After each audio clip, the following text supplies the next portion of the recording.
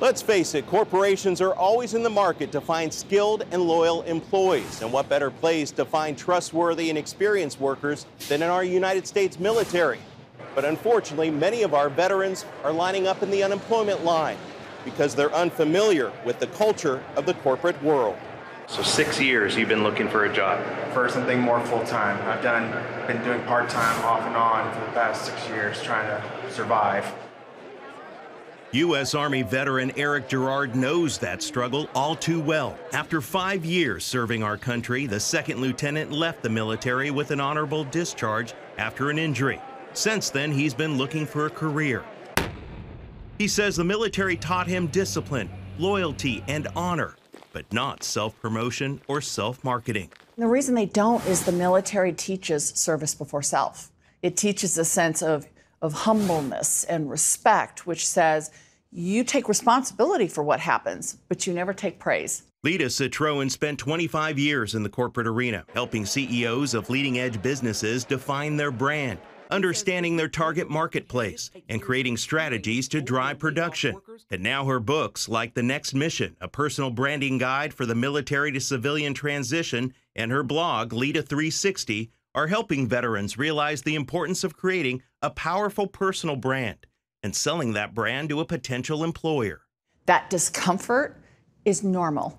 That discomfort is what every person who is about to take the uniform off feels. So acknowledge that it's not just you, but it is about selling yourself. Because in order to get an employer or a hiring manager to understand that you're valuable, you have to do the hard work for them. Hard work, like creating a resume that's easy to understand. She says veterans need to explain what they did and how their skills relate to the job they're applying for, without using military jargon or abbreviations. There aren't many jobs for a sniper in the corporate world, but it's the discipline, it's the ability to work under pressure, focus, patience, the attention to detail. There are skills that are relatable. And if the service member can make that easy for the employer can meet them halfway and ask better questions. Citroen says she believes God led her to helping veterans. She says a spiritual awakening took place of all places during the halftime show of a Denver Broncos football game on Veterans Day. The team did a tribute to soldiers returning home and what's it like to take off the uniform. It was like they were having a direct conversation with me.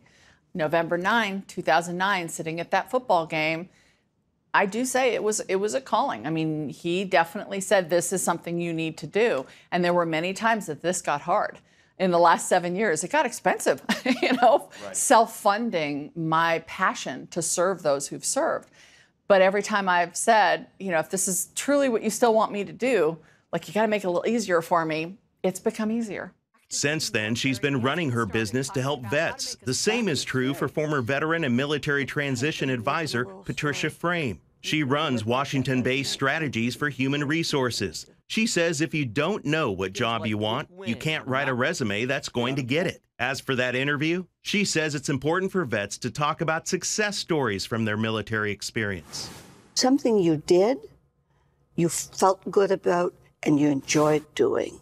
One story can usually tell something in answer to a question about communication skills, a question about specific achievements, a question about how did you deal with a tough boss, all kinds of questions. Frame adds new veterans can learn about the civilian world by talking to other vets already in the workplace, or by joining or starting employee resource groups in the area or online. Meanwhile, veteran Eric Gerard says he will use another virtue the Army taught him: to never give up. Another reminder from employment experts: whatever goes online is never private. Employers will often check out social media pages to check out a person's character before any offer is ever made. Eric Rosales, CBN News, Washington.